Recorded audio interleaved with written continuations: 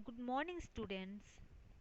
हम हिंदी वन में first term exam के लिए हमारा सिलेबस कंप्लीट हो चुका है।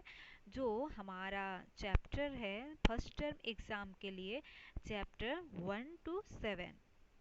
तो हम अपना syllabus chapter 1 to 7 first term exam के लिए हम कंप्लीट कर चुके हैं और मैं आशा करती हूँ ज़रूर आप लोगों को चैप्टर 1 to 7 समझ में आ गई होगी, आप अच्छी तरह से समझ गए होंगे। तो आज से हम रिवीजन करेंगे, फर्स्ट टर्म एग्ज़ाम के लिए फिर से दोहरावा करेंगे और समझेंगे।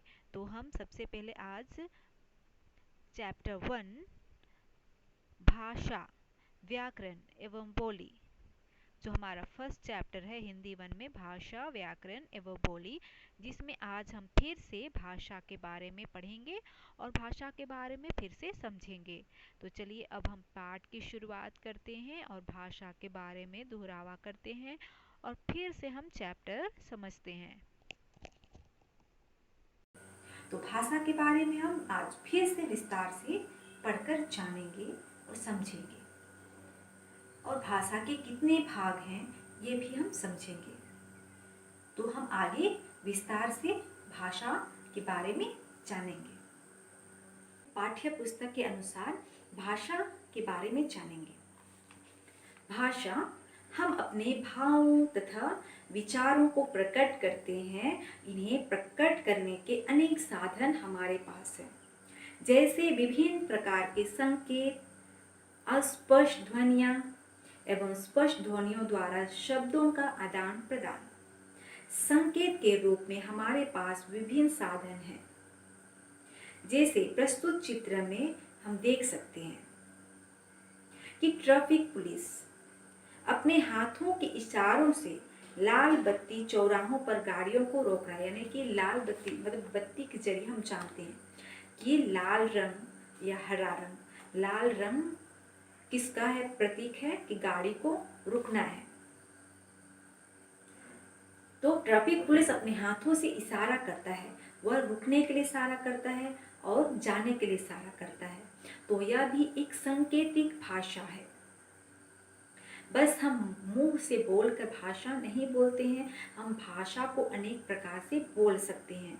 यह अस्पष्ट ध्वनियाँ और स्पष्ट ध्वनियाँ भी है, क्योंकि चौराहों पर हम देखते हैं कि जो ट्रैफिक पुलिस होती है वो आने जाने या रुकने के लिए संवादन करते हैं कि किस प्रकार हम आगे बढ़ेंगे, कैसे हम रुकेंगे।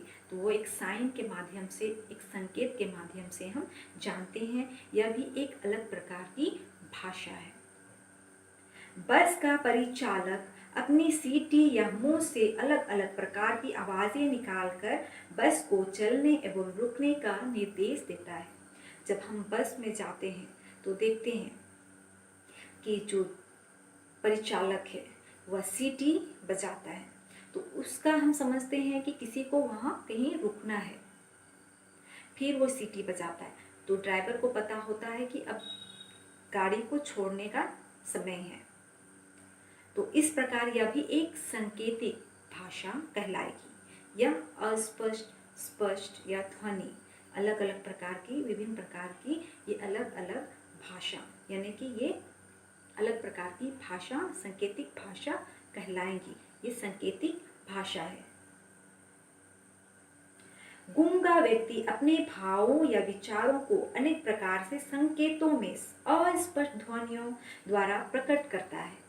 अस्पष्ट ध्वनियाँ, गूंगा व्यक्ति जो होता है वो अपने इशारों से बातें करता है, इशारों से अलग अलग प्रकार की इशारा करता है, लेकिन हम उसके भावों को हम समझ सकते हैं कि वह क्या बोलना चाह रहा है, लेकिन वह मुंह से नहीं बोल पाता है, लेकिन इशारों के जरिए वो हमें संकेत देता है।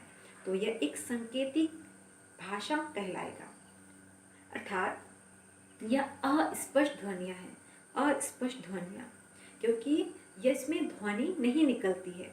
जब गूंगा कुछ भी इशारा करके बातें करके हमें समझाना चाहता है तो यह एक अस्पष्ट ध्वनियाँ कहलाएगी। लेकिन हम देखते हैं कि बस परिचालक जब सीटी बजाता है तो ये अलग प्रकार की ध्वनि है और यह अलग प्रकार का सांकेतिक भाषा कहलाएगा। और ट्रैफिक पुलिस जो हमें आने जाने के लिए अभिवादन करता है लाल बत्ती और हरी बत्ती के जरिए, तो यह भी क्या है, सांकेतिक भाषा है। तो आगे हम देखेंगे, लेकिन इन संकेतों का अस्पष्ट ध्वनियों को हम भाषा का नाम नहीं दे सकते हैं। हम शब्दों द्वारा ही अपने भावों या विचारों को दूसरों के सामने प्रकट करते हैं। हम देखें जिस प्रकार ट्रैफिक पुलिस सड़कों पर इशारों से हमें आने जाने की सूचना देते हैं, और बस परिचालिका हमें सूचना देते हैं, और जो गूंगे होते हैं वे इशारों में विभिन्न प्रकार के सांकेतिक भाषा में हमसे बातें करते हैं, हम उनकी भावनाओं को समझते हैं। तो यह सांकेतिक या अस्पष्ट ध्वनियों को हम भाषा नहीं कह सकते हैं। भाषा सिर्फ हम मुंह से ही बोलते हैं। हम शब्दों द्वारा ही अपने भाव या विचारों को दूसरे के सामने प्रकट कर सकते हैं एवं दूसरे के विचारों को समझते हैं। अतः भाषा एक ऐसा साधन है जिसके द्वारा हम अपने भावों एवं विचारों का आदान प्रदान करते हैं।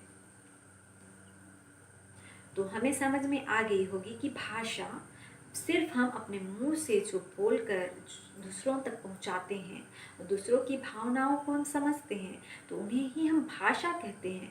भाषा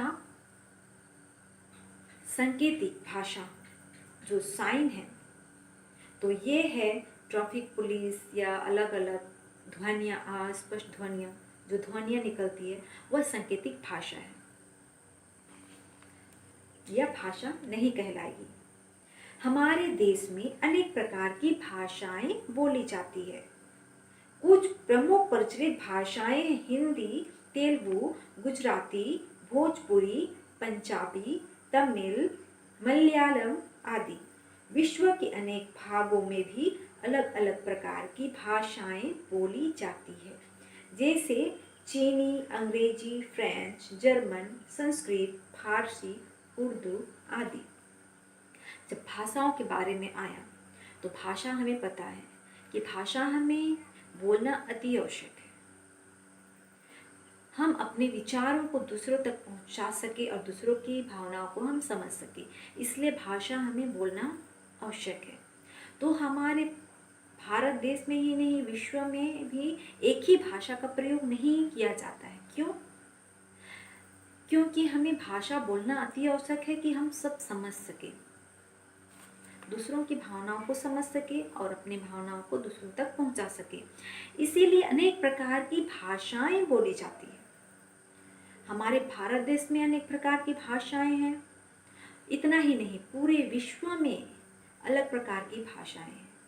हम भाषाएं की बात करें तो हमारे भारत देश के अनेक राज्यों में, अलग अलग राज्यों में अलग अलग प्रकार की भाषाएं बोली जाती है। क्यों अलग अलग प्रकार की भाषाएं बोली जाती है? क्योंकि हम अपने अनुभव, अपने विचारों को दूसरों तक पहुंचा सकेंगे और दूसरों की भावनाओं को खुद हम समझ सकेंगे। इसीलिए अनेक प्रकार की भाषाएं अलग अलग विभिन्न राज्यों में बोली जाती है और पूरे विश्व में अलग प्रकार की भाषाएं अपने क्षेत्र के अनुसार बोली जाती है, अपने देश के अनुसार बोली जाती है। जैसे कि पंजाब में पंजाबी, केरल में मलयालम, तमिल, और बिहार में भोजपुरी, गुजरात में गुजराती। इस प्रकार अलग अलग राज्यों में अलग अलग प्रकार की भाषाएं बोली जाती है। और अपने देश के अनुसार, जैसे चीन में चीनी, फिर जर्मन में जर्मनी, और फारसी, उर्दू, इस प्रकार की अलग अलग क्षेत्रों में अलग अलग प्रकार की भाषाएं बोली जाती है। अब हम आगे देखेंगे भाषा के प्रकार। भाषा के दो सामान्य प्रकार होते हैं। पहला है कथित भाषा और दूसरा है लिखित भाषा। तो हमें पता है कि कथित भाषा या मौखिक भाषा क्या है। जिसे हम बोलकर अपने मुंह के जरिए बोलकर प्रयोग करते हैं, उसे ही हम मौखिक या कथित भाषा कहते हैं। जब कोई व्यक्ति परस्पर बातचीत या भाषण आदि द्वारा अपने विचार प्रकट करता है, उसे हम कथित रूप कहते हैं या मौखिक भाषा कहते हैं। जैसे मैं बोलकर आप लोगों को समझा रही हूँ, आप समझ रहे हैं, तो यह एक मौखिक भाषा है। मैं कुछ भाषण देकर कुछ समझाऊं तो यह एक मौखिक भाषा कहलाएगी। या समाचार पढ़ना यह एक मौखिक भाषा है। आगे हम देखेंगे लिखित भाषा। जो हम बोलते हैं उसे हम लिखकर प्रयोग करते हैं, तो यह एक लिखित भाषा कहलाती है। जब कोई व्यक्ति पत्र द्वारा या किसी लेख द्वारा अपने विचारों को प्रकट करता है, तो इसे हम लिखित भाषा कहेंगे। तो जो हम बोलना चाहते हैं उन्हें हम लिख कर प्रयोग करते हैं, वो लिखित भाषा कहलाती है। और जब जो भाषा हम बोलना चाहते हैं बोल कर प्रयोग करते हैं अपने मुंह के जरिए, तो वह मौखिक या कथित भाषा कहलाती है। तो इस भाषा का लिखित रूप कभी कभी आपने कुछ लोगों को विशेष संकेतों द्वारा भी बातें करते देखा है, अपने विचार को प्रकट करते हुए भी देखा है। सामान्य ये संकेत या सांकेतिक भाषा ही कहलाते हैं। यह अपूर्ण या अस्पष्ट होते हैं, यह पूर्ण नहीं कहलाते हैं। यह सांकेतिक भाषा अपूर्ण भाषा कहलाती है। इसलिए इन भाषाओं को अधिक महत्व नहीं दिया जाता है। जो सांकेतिक भाषा है, जैसे हम पहले भी देख चुके कि ट्रैफिक पुलिस जो होती है वह सड़कों पर आदेश देते हैं आने जाने के लिए, रुकने के लिए, चलने के लिए, तो यह भी पूर्ण भाषा नहीं कहलाएगी, अपूर्ण भाषा है और यह अस्पष्ट है। और जो भी है, जो हम गाड़ी पर चढ़ते हैं तो परिचालिका जो सीटी का आवाज़ देती है, यह भी अपूर्ण ध्वनि है, यह पूर्ण नहीं है। यह सांकेतिक भाषा है और सांकेतिक भाषा अपूर्ण अस्पष्ट होती है, इसलिए इन्हें अधिक महत्व नहीं दिया जाता है। भाषा में महत्व बस दो ही भाषाओं को दी जाती है। पहला है लिखित भाषा और मौखिक भाषा को, जो हम अपने मुंह के जरिए बोलकर दूसरों तक पहुंचाते हैं अपनी भावनाओं को, मौखिक भाषा यानी कि मुंह के जरिए। और दूसरा लिखित भाषा, जो हम बोलना चाहते हैं उसे लिख कर प्रयोग करते हैं। तो यह लिखित भाषा यानी कि मौखिक और लिखित भाषा को ही अधिक महत्व दिया जाता है। सांकेतिक भाषा को हम अधिक महत्व नहीं देते हैं। सांकेतिक भाषा अस्पष्ट और अपूर्ण होती है। तो हमें भाषा के बारे में समझ में आ गई होगी, क्योंकि हम पिछली कक्षा से ही पढ़ते आ रहे हैं भाषा के बारे में, तो हम जरूर भाषा के बारे में समझ चुके हैं कि भाषा हमारे लिए क्यों महत्वपूर्ण है, क्यों हमें भाषा बोलनी चाहिए और इतनी भाषा, अनेक भाषा क्यों है। हमारे भारत के संविधान में सिर्फ हिंदी भाषा को ही मान्यता नहीं दी गई, बल्कि अनेक भाषाओं को मान्यता दी गई है, क्योंकि हम अलग अलग राज्यों में अलग अलग प्रकार की अपने अपने अनुसार भाषा बोले और दूसरों को अपने भावनाओं को समझा सके और दूसरों के अनुभव को हम खुद समझ सके। इसलिए हमें भाषा बोलना जरूरी है, भाषा आवश्यक है। तो हम अच्छी तरह से पढ़कर फिर से भाषा के बारे में समझेंगे।